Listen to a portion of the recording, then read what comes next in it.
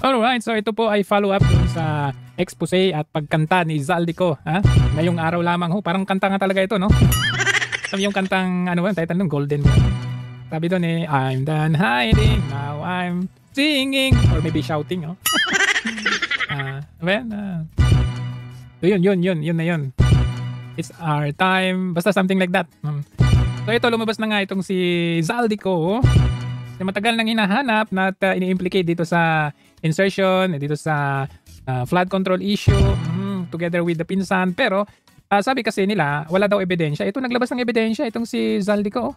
Pauna pa lang to, marami pang mga parating. Kung makikita ninyo itong mga takot na pera. Ayan.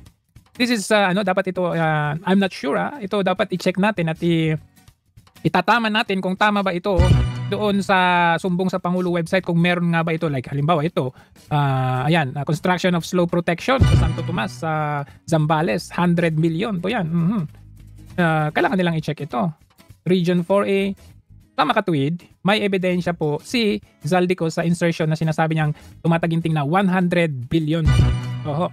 At kung titingnan natin, kasi sinasabi nila, na-veto naman daw, nag-veto nga naman daw siya Paano mangyari merong insertion 100 billion, di ba? O kung titingnan natin sa unang tingin, ang ganda, nag-veto siya, hero siya. Kasi the proposed, unang na-propose ay 6.352 trillion.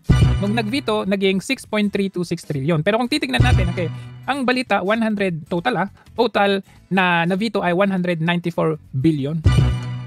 Pero, ang katotohanan niyan, kung titignan natin, the reality is, of 194 billion, 26 dito ang na-veto doon sa mga award na project ng DPWH. At the rest, kasi 194, di ba? 168 billion ay nailagay sa unprogrammed appropriations.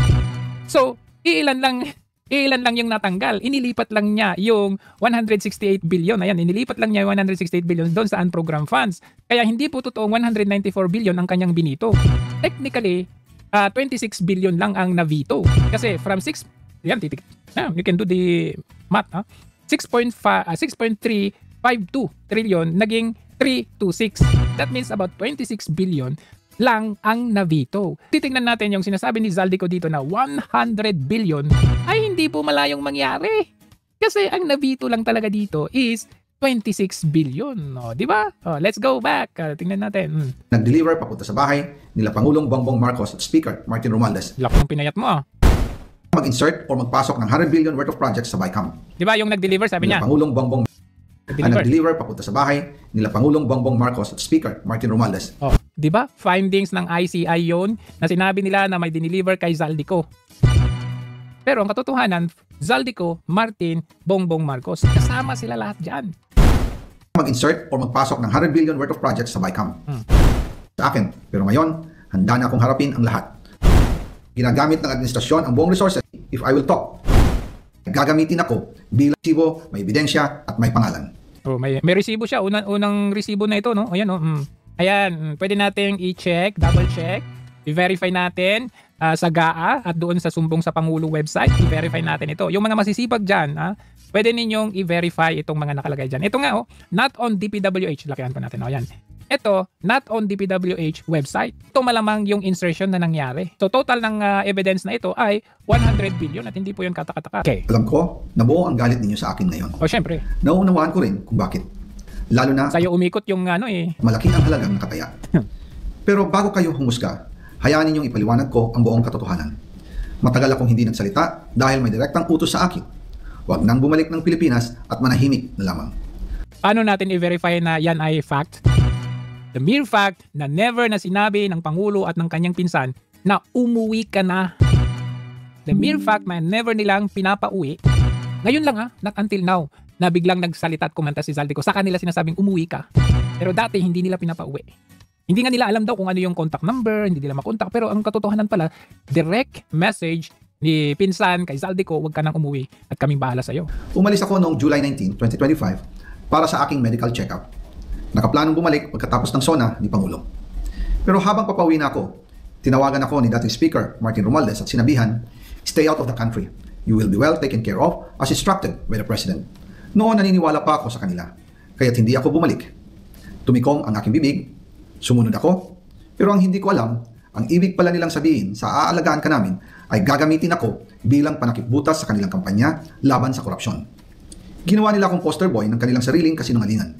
Ngayon, hindi na ako mananahimik, ilalabas ko ang lahat ng katotohanan. May resibo, may ebidensya, at may pangalan. Hindi, so that shows talaga na tinakot siya. Kasi matagal na siyang ginagawang poster boy, pero bakit ngayon ka lang nagsalita?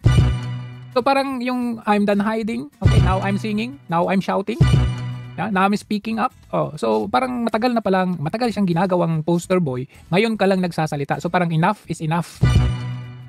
Nagsimula ito nung tumawag si Sekmina, pangandaman sa akin, nung nag-umpisa ang BICAM process last year, 2024. Ang sabi niya, katatapos lang ng meeting nila ni Pangulo at may instructions na mag-insert o magpasok ng 100 billion worth of projects sa BICAM. Oh. At sinabi pa ni Sekmina, you can confirm with Yusek Adrian Bersamin dahil magkasama sila sa meeting ni Pangulong BBM noong araw na yon. Tinawagan ko po agad si Yusek Adrian Bersamin at tinanong ko kung may instruction nga ba ang Pangulo na magpasok ng 100 billion during their meeting. Ang sabi niya ay totoo nga po. Right after our conversation, tinawagan ko po si dating Speaker Martin Romualdez at nireport ko ang instructions ng Presidente to insert the 100 billion projects. At sinabi niya sa akin, what the President wants, he gets. After ng ilang araw, nag-set po ng meeting si Sekmina Pangandaman at Yusek Adrian Bersamin sa amin ni dating Speaker Martin Romualdez sa Aguado Building in front of Gate 4 ng Malacanang at nandoon din po si Yusek Jojo Cadiz. During the meeting, binigay po ni Yusek Adrian Bersamin ang listahan na worth 100 billion. Tinanong ko po si Yusek Adrian kung saan galing ang listahan. Ang sagot niya, galing kay PBBM mismo at binigay niya ito mula sa brown leather bag. Nung sinabi po ni Yusek Adrian Bersamin, yung brown leather bag, naalala ko noong nasa Singapore kami right after the elections of May 2022 sa Hilton Hotel, kami ni dating Speaker Martin and PBBM habang pauwi at pabalik ng Pilipinas, hinabol ng PSG ang brown leather bag at ang sabi ni PBBM, maiwan na lahat, wag lang ang brown leather bag. Kaya naniwala ko na utos talaga ito ng Pangulo. Pagkatapos ng ilang araw, I informed sina dating Speaker Martin Romualdez, Sekmina Pangandaman, Yusek Adrian Bersamin, and Yusek Jojo Cadiz na kung pwede 50 billion lang ang ipasok sa program funds dahil so sobra ang DPWH funds versus sa DepEd. In practice, hindi pwede na mas malaki ang budget ng DPWH kaysa edukasyon. And yung balance na 50 billion, ilagay na lang sa unprogram funds for the 2025 budget dahil Office of the President din ang nagre-release ng lahat ng unprogram funds. Pagkatapos ng isang araw, tinawagan ako ni Sekmina at sinabi ang mensahe ng Pangulo, ipasok ninyo yan dahil pinangako na sa akin ni Speaker Martin yan at hindi na pwedeng baguhin. Kumbaga, ang utos ng hari hindi pwedeng mabalik. Again, I informed the Speaker and asked clearance about the instructions ng Pangulo. At ang sabi niya, wala tayong magagawa. Kaya po nagtataka ko kung bakit sinasabi ni Pangulo na hindi niya makilala ang budget. Samantalang lahat na binawas at dinagdag sa mga ahensya ng gobyerno ay humihingi ng approval sa kanya si Sekmina Pangandaman. Ito ba yun? Ayan, December 23, to be exact. Nag-meeting yung mga buhaya. Ayan, si Ralph, Mena Pangandaman, si Bersamin. Baka nandito yung sinasabi niyang undersecretary na Bersamin din, anak ni Lucas Bersamin. Ito po yun. Tapos December 30, doon na pinirma yung budget. Oh, so hindi po malayong mangyari na talagang totoo, ganyan ang nangyari. In fact, grabe yung pensa ni Marcos Jr. noon. Tingnan niyo. Saga without any with a blank, he's lying. He's lying because he knows perfectly well that that doesn't ever happen. Sa kasaysayan ng buong Pilipinas, hindi pinapayagan na magkaroon ng item ang GAA nang hindi nakalagay kung ano yung project at saka ano yung gastos, ano yung pondo. Totoo ba yan? Isa pang kongresista ang nagpakita sa GMA Integrated News ng kopya ng BICAM report ng 2025 national budget na may mga blanco. Puna niya, hindi nabusisi ng maayos ang niratipikahang dokumento dahil kulang sa oras. Pero mga senador na pumirma riyan, itinanggi na may mga blanco sa ipinasa nilang budget. Nakakuha ang GMA Integrated News ng kopya ng BICAM report ng 2025 national budget mula kay Congressman Raul Manuel ng Kabataan Party List. Anya, si Raul Manuel pa yan makakaliwa yan. Ito sa mga blankong ipinunto sa inilabas na dokumento ni na Congressman Isidro Ungab at dating Pangulong Rodrigo Duterte. Sabi ni Manuel, ang BICAM report na ito na may mga blanko ang siya ring niratipikahan ng Kongreso. Anya, binigyan daw ng kopya ng BICAM report ang may mga ano dyan, blanco, tapos doon na sa GAA, sila na yung magre-refill niyan, mag-fill in the blanks niyan. Yan o, blanco. Sino niloloko ninyo? Kaya ang daling insert dyan yung 100 billion. Lahat ng kongresista noong Disyembre, bago ito lang sa plenaryo para maratipika. Ano yun? 1,476,404,000 and replace with. I-replace nila ng 90 billion. Kaya 900 million. Mga ganun kasi blanco. Pero ang problema, in-email lang daw ang soft copy nito. Kulang isang linggo bago ang ratifikasyon. Habang ang printed copy naman, ibinigay lang daw wala pa isang oras bago ito isinalang sa plenaryo. So isang oras, 4,000 pages, paano nila makikita yon? Yung mga mabibilis yung mata, yun yung nakakita. So nakita nila kung ungap, nakita ni Raul Manuel, diba? Hindi na ito nabusisi ng maayos. Sobrang gipit. Ito'y sinalang sa plenaryo, kaya raw hindi na ito nabusisi ng maayos. Sobrang gipit ng oras talaga para mabusisi yan. Parang may end din, sa totoo lang, hindi rin agad nakita yung mga blanks, no? Kasi nga, hindi tayo sanay na may mga ganon. Ngayon ko lang na-encounter. Ngayon lang na-encounter. Sa panahon ni Marcos Jr. At merong tanga, merong isang tanga, ang pangalan nito, Shelo Magno. Sabi niya, ang tanong ko lang, sabi niya, guys, Zaldico, parang sobrang tanga naman ni BBM. Sabi niya, ikaw yung tanga. Sabi niya, nahinintay pa ang BICAM para mag-insert ng 100B. Pwede na niyang isaksak yun sa NEP pa lang. Ay, akala ko ba matalino tong taong ito? Bakit niya isasaksak sa NEP pa lang? Gusto nga niyang itago. Gusto nga nilang ibulsa. Bakit niya isaksak sa NEP? Sa BICAM niya isaksak. Bakit? Para hindi makita kung sino lang yung nandun sa BICAM at nung small committee, alright, small committee ng present doon, Zaldico, Dalipe, Stella Kimbo, and sino yung isa? Basta merong isa, 4 yun sila. Oo, yun. Kaya in-insert sa BICAM, hindi ka ba nag-iisip? Kung i-insert niya sa NEP, paano niya ibubulsa yun, Aber? Ito talaga tong si Shelo Magno na to, mukhang ewan. Order by the President is already in the National Expenditure Program. That is why it is called the President's Budget. So we reject any insinuations about it. Ganun lang the yan? BICAM is purely under the power of the legislature. Exactly. We respect who were there? The legislators, di ba? and Legislators. strictly follow the budget process, and all our actions are above board. Kung maaalala niyo po ang proseso ng budget, ginagawa po ng executive ng 6 na buwan ang ating President's Budget and National Expenditure Program. Ayon sa Constitution, we have 30 days after the State of the Nation Address para isubmit ang National Expenditure Program sa Kongreso. At ayon din sa Constitution, pagkatapos natin masubmit po ang budget sa Kongreso, magkakaroon po tayo ng briefings, di po ba? So ginawa din po yan ng executive para ma-explica po kung ano ang laman ng President's Budget at ng National Expenditure Program. Pagkatapos po nun, magde-deliberate na po sila. Wala na pong role ang Office of the President, ang executive sa BICAM. Yun lang po. Maraming salamat. Ba't ka tumigil sa BICAM? Di ba?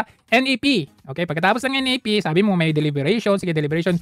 Yun yung sinasabi nilang first and third and final reading, first reading, second reading, third and final reading. Yun yung deliberation. Pagkatapos ng deliberation, of course may BICAM na. Pagkatapos ng BICAM pala, meron palang small committee na hindi natin alam. Ito yung sinabi ni Toby Chanco. Pagkatapos ng small committee, merong GAB na. Kasi nag-usap na yung dalawang kapulungan, lower house at saka yung Senate. So, magiging GAB, General Appropriations Bill. And then, pag pinirmahan ng Pangulo, yun yung magiging GAA. General Appropriations Act. So, maging batas na yun. Ibig sabihin, the moment na pinirmahan ng Pangulo yun na yung budget, naging batas na yun. Ibig sabihin, kasama ang Pangulo doon. Hindi po ba? Okay, Thank you, Secretary Dave Gomez. Loob lamang ng 3 buwan matapos ibunyag ni Pangulong ng mga nagawa upang mapanagot ang lahat ng sangkot. Sa loob lamang ng 3 buwan matapos ibunyag ni Pangulong Ferdinand R. Marcos Jr. ang mga irregularidad sa mga maanumalyang flood control projects ng bansa, marami na ang mga lumutang na personalidad at ang kanilang mga di umanong kinalaman dito. Marami na ang mga lumutang na mga personalidad, pero yung chosen personalities lang ang gusto ninyong ilabas. May mga lumabas, the likes of Guteza, may mga binanggit na mga pangalan doon, at may mga witnesses, pero inignore ninyo. In short, selective. Diba? Sasabihin mo, wag yung kalimutan, si Marcos Jr. ang nag-bulgar. Sabi niya, mahiya naman kayo. Pero, di ba? Sabi mo, paano siya yung magiging involved kung siya yung nag-bulgar? Hindi ho ba? Yan yung sinabi nila ni Joel Villanueva at saka ni Jingo Estrada. Kasi pinaratangan nyo sila, di ba? Anong sabi nila? Bakit? Galit na galit si Jingo. Bakit pa ako nandito sa hearing na to? Bakit ako tumutulong sa hearing na to? Kung ako naman pala involved. Sabi niya dun sa table. Ganon din si Joel, ang drama. Masyadong madrama yung pananalita ni Joel. Parang nasa yung debate. Bakit ako nandito? Ako yung unang nagbulgar ng flood control issue. Tapos bakit? Ako pa? So kung kukunin natin ang inyong argumento na bakit magiging involved si Marcos Jr. kung siya naman ang nagbulgar? Bakit si Joel at saka si Jinggoy? Bakit pinakakasuhan? Hindi ba sila yung nagbubulgar, sabi nila? Ngayon, pag kay Marcos Jr., hindi pwede na siya ay kasuhan o hindi pwede na siya involved dahil siya ay nagbubulgar? Napaka-selective nyo, Kabilang narito ang dating kongresistang si Zaldico. Napakatalino. Ang pagkakasangkot ng pangalan ni Zaldico ay bunga ng mga ebidensya, mga testimonya, at mga di umanong pagpapayaman niya na makikita sa mga ari-ariang naipundat. Puwera ang sarili niya. Kahit ang ari-arian niya at ng kanyang pamilya ay nagsusiwas ang mga tunay na may sala sa katarungan. Matanda na po akong tugunan ng iyong mga katanungan. Maricel Hili from TV5. Pag-compare nyo, the way na sumagot siya, ngayon, doon sa mga press con niya kahapon or ng previous. Uutal-utal siya ngayon, nanginginig. Yusek, magandang hapon po. So ano po ang plano natin kay Congressman Zaldico? Because I understand ang sinabi ni Presidente, we cannot cancel his passport. Pero ano po yung plano natin ngayon para mapauwi siya dito sa Pilipinas? Ito po ay nasa kamay na rin po sa ating pagkakaalam, ay may pending na po mga complaints na naisampa sa kanya. At sana po ay mapabilis na rin po ng ombudsman ang mga pagresolba sa mga kaso na ito at kung sila ay makakapag-recommenda kung ano man ang i-recommend nila for dismissal or for filing of the case to the Sandigan Bayan, sana mapabilis na rin po. Kasi ang taong bayan po ay naghihintay na rin ng mabilisang aksyon. Hindi po siya mapapauwi sa ngayon dahil ang naaayon po sa batas, ang hindi pa po nakakasuhan at tinuturing na pugante. Dahil wala pa pong warrant of arrest na nai-issue ang court o kaya siya naman ay hindi pa naman convicted at siya'y tumakas. At hindi natin masasabi na yung kanyang passport ay naisagawa at nai-issue ng, through a fraudulent act. So wala po pa kasi basehan para file ng petition or application for cancellation of passport ni Zaldico ang DOJ at malamang po madismiss po ito ng korte kung hindi po bibigyan ng basehan sa pagkakansela ng passport.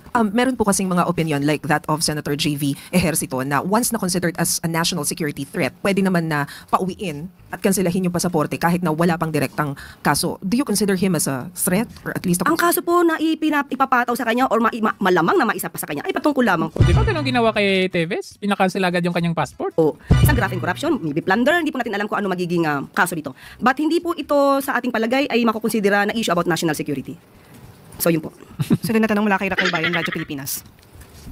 Yes, sir, good afternoon. Isa po din sa mga accusation ni Zaldico, si Pangulong Marcos umano po, yung nag-utos ng 100 million peso insertion, nakarating na po kaya ito kay Pangulong Marcos. What was his reaction po? Opo, at ang updated naman po ang ating Pangulo at katulad naman po sinabi ni Secretary Mina, hindi po obligasyon at wala pong papel ang Pangulo sa sinasabing insertion. Sabi nga po nila, kung ang Pangulo, ayon na rin kay sa sinabi ni Zaldico, ay hari daw, bakit po kaya sa insertion pa ilalagay 100 billion pesos kung pwede naman po itong isama mismo sa NEP? Dito mo ba kinuha, Shelo Magno, yung sinasabi mo ngayon, yung post mo dito sa sinabi nito? Kaya nga insertion kaya nga medyo issue, medyo mainit sa mata ng tao yung word na insertion ngayon. Why? Kasi insertion patago. Bakit mo ilalagay sa NEP? Kung ang purpose mo naman, ikukurakutin mo, di ba? Yun nga yung point nun Kaya nilagay sa insertion, in-insert sa BICAM at hindi sa NEP kasi may purpose na ibubulsa. Yun naman po yun Kaya nga hinahanap natin, bakit may mga blankong item sa BICAM? Yun ang pinaka-biggest na question natin, blankong item sa BICAM. At yun, pinakita na natin, di ba? Na pwede, yung blanko na yun, i-replace nila with another certain amount. And that would tantamount to what Zaldico said na 100 billion. Accumulated 100 billion. Ayan Hindi pa ba sapat ito na ayan, hindi pa ba sapat ito na ebidensya? Ito, yung pinakita ni Zaldico na ito ng mga item. Kung gusto nyo, din i-verify niyo. How true is that?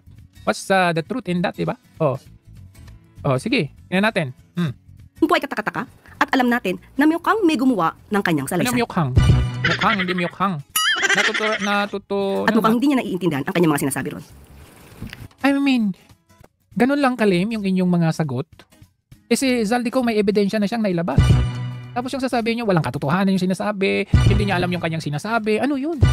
Sobrang lame at hindi katanggap-tanggap, napaka-generic yung inyong mga pinagrarason. Sunod na tanong mula kay Ivan Mayrina, GMA News. Okay, yan natin. Microphone please.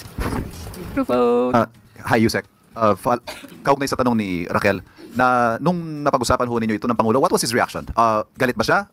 Is he more determined now to have former Congressman Zaldico be made to go back to the Philippines para ho? Yun Alam nyo, nakikita ko dito. They have been trying na i-contain si Zaldico from the start hanggang ngayon na hindi na nila kayang i-contain yung tao. To the point na nung una siguro ino-offeran ganito, kami nang bahala doon sa kaso mo. Kunwari lang yan pero So they have been containing Zaldico from day one hanggang ngayon na finally nag-isip na si Zaldico na hindi na ito tama. It involves my family, it involves my being katatao. I might die. I might be betrayed. I-traitor pa naman ito, di ba? Kahit anong gawin mo dito sa taong ito, matulungan mong manalo sa eleksyon, mapalibing mo yung tatay nila. Wala, traitor. Maimbestigahan yung mga sinasabi niya. Katulad na sinabi natin, at sinabi po na ano ka, Turkey? Ang pagsasabi po ng kaso ay hindi po kailangan po talaga ng ebidensya. Hindi po ibig sabihin kapag siya ay dinamay at alam po natin at alam din po ng Pangulo na siya ay walang kinalaman dito at siya pa po mismo ang nagsimula ng pag-iimbestiga ng mga anomalyang flood control projects. Hindi po siya nababahala dahil alam po niya ang katotohanan at kami po mismo ang magbibigay sa inyo. Nautal-utal ka na. Ulitin ko sabi mo, kung siya ay involved dito, bakit siya yung nag-imbestiga at siya yung nagbulgar nito. Ngayon, kung titignan natin, yung kagaya ni Joel Villanueva at saka si Jingo Estrada, nandun sila palagi sa hearing. Joel Villanueva, day 1 pa lang, nagbubulgar siya. Siya yung nagsabi na, araw-araw 1 billion ang gastos dyan sa flood control. Nasaan yung flood control? Sabi niya, di ba? So, yun yung kanilang argumento. Bakit ako lumalaban sa isyong corruption ng flood control na ito kung ako ay involved? Sabi nila. Pero sa ulit-huli, kasama sila doon sa pinapakasuhan ng ICI. Bakit itong Pangulo na to?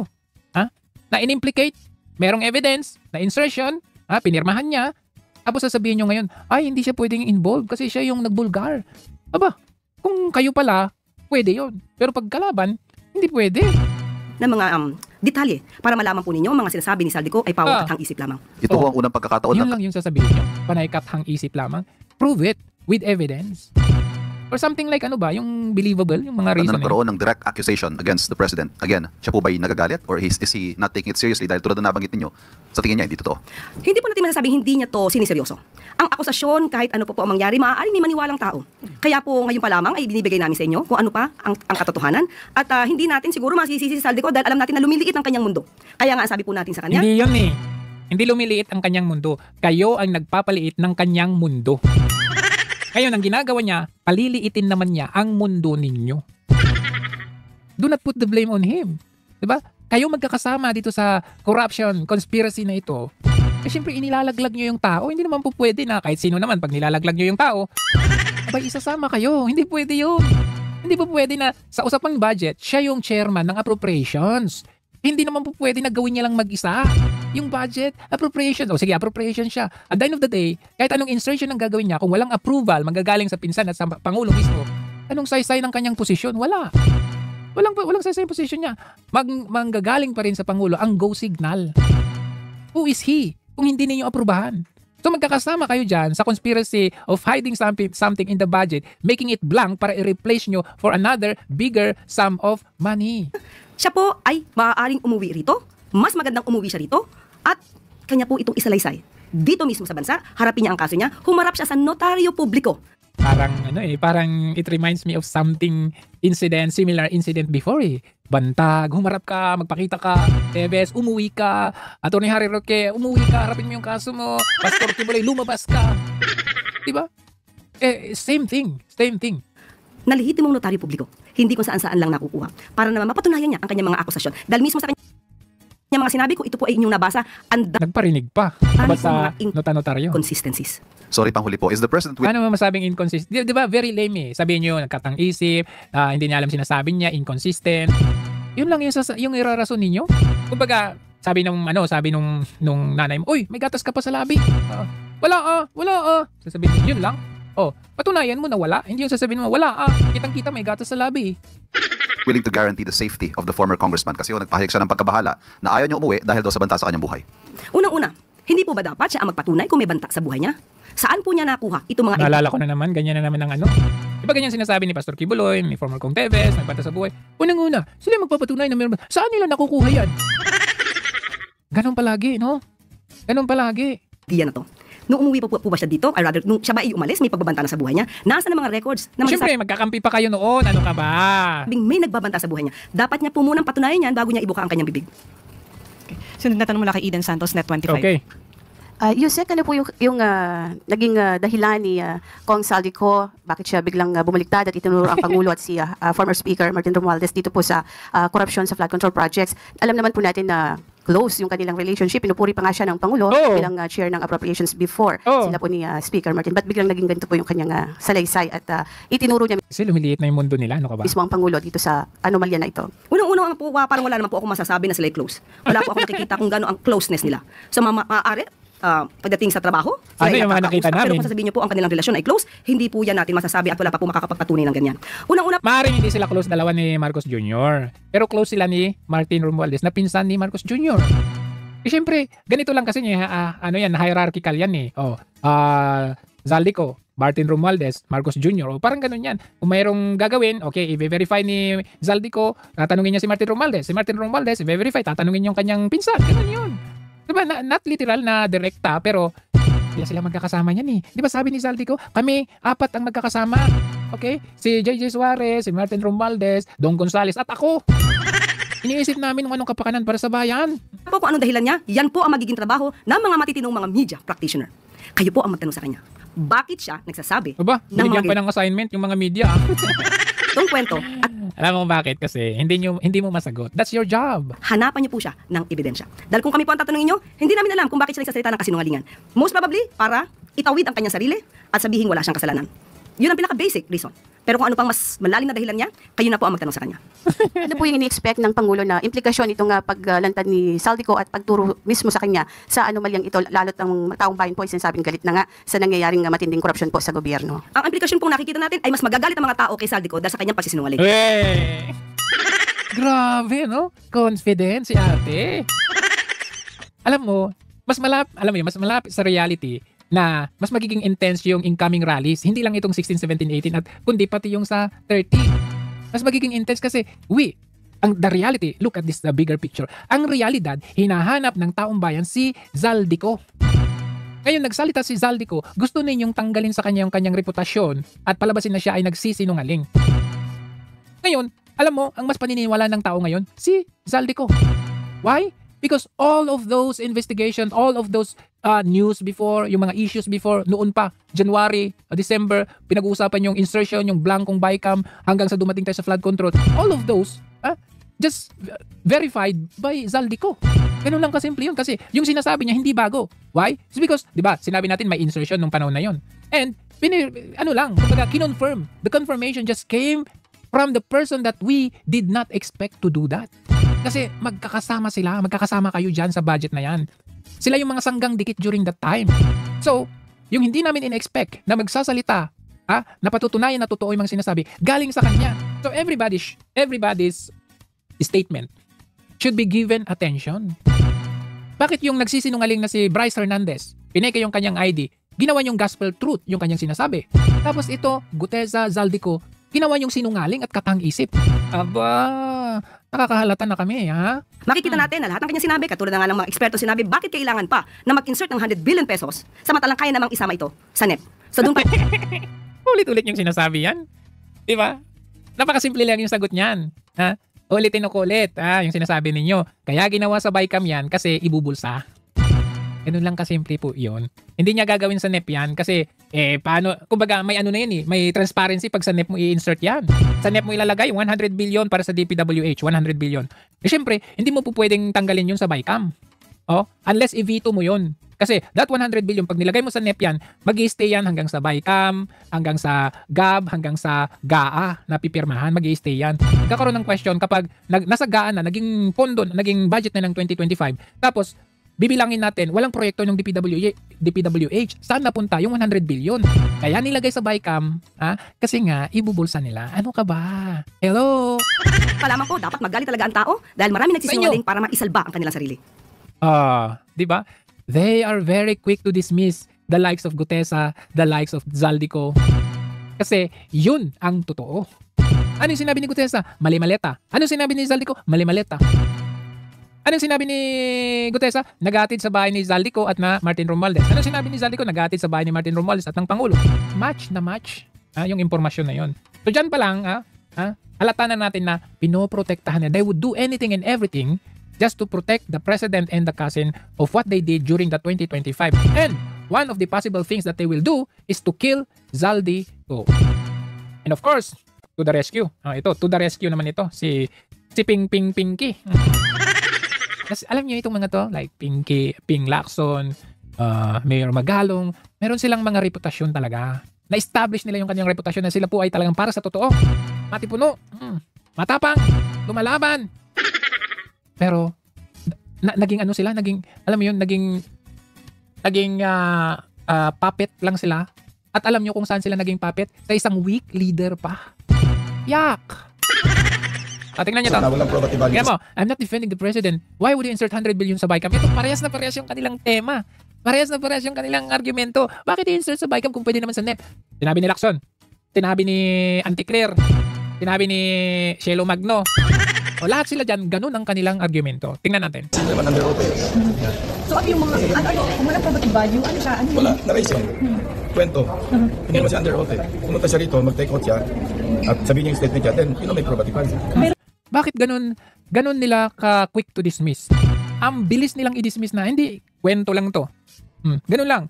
Pero, kapag yung witness o yung taong biglang sumulpot dyan ay papabor sa kanila, okay. Kahit na na-establish na natin na itong taong ito ay nagsisinungaling. Itong tao na ito ay ano yung tawag doon? Contempt, yung on the verge na makukontempt kasi nagsisinungaling, ulit-ulit na nagsisinungaling. Legit pa rin sa kanila. Pero yung ultimo yung tao na naglabas ng hindi pa pabor sa kanila, ultimo yung notaryo, ini-issue nila.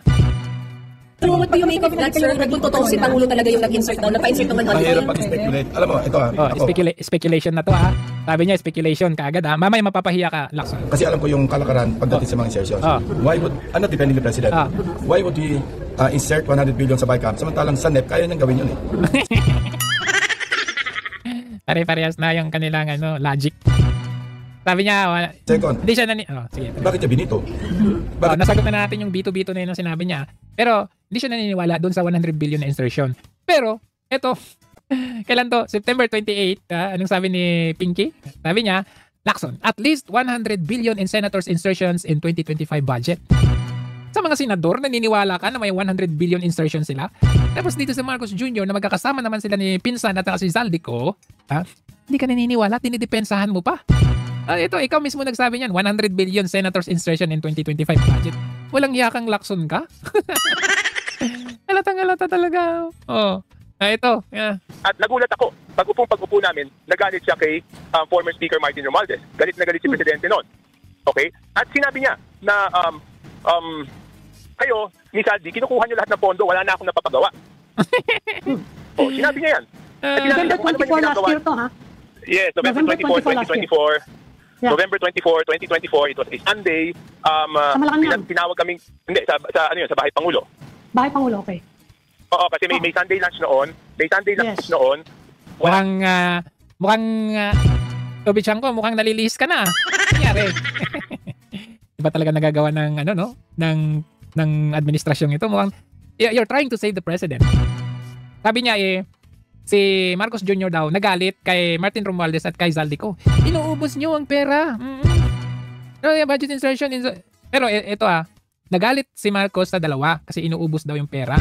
Unang-una pinirmahan niya nga And by saying na dito sa budget insertions, inuubos daw yung pera, wala daw na napapagawa si Marcos Jr. Sabi nito, Bichanko, nagalit sa dalawa.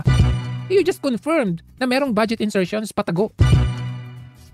Grabe, ang nagagawa talaga ng pera. Kaya, sa totoo lang, may ebidensya tayo. Pinag-usapan. Tingnan nyo, kung titingnan nyo, i-zoom natin, Gaano kakapal yan? Tingnan nyo, last minute nila ibinigay doon sa BICAM. Paano mo basahin lahat yan? Mga blanco-blanco dyan, blank items, hindi mo makikita agad yan kasi last minute nilang ibinigay. And that's the reality of that. So anyway, hanggang dito lang, nakita naman na natin, taong bayan, kayo na talaga we need to voice out more. Kailangan natin magsalita ng magsalita. Makita natin yung mga ebidensya, tulungan natin yung mga kababayan natin na medyo bulag pa at hindi nakikita ang katotohanan. Sasabihin, may nagsabi pa daw, AI daw itong si Zaldico. Tingnan nyo, may anino. Makita mo talaga yung physical traits ng kanyang mukha, paano naging malata mo naman yung AI. Meron din nagsasabi na maniniwala na sana ako kung hindi ko nakita na ito pala ay kaalyado ni Duterte. Ngayon, tapos meron silang i-attach na photo ni Zaldi with Duterte. Di ba may picture din si Martin Romualdez at saka si Duterte? Noong panahon ng kampanya, andyan pa nga sa likod. So, Duterte rin si Martin Romualdez. May picture din si Marcos Jr. at saka si Duterte. So, Duterte din si Marcos Jr. Saan napunta yung utak ninyo?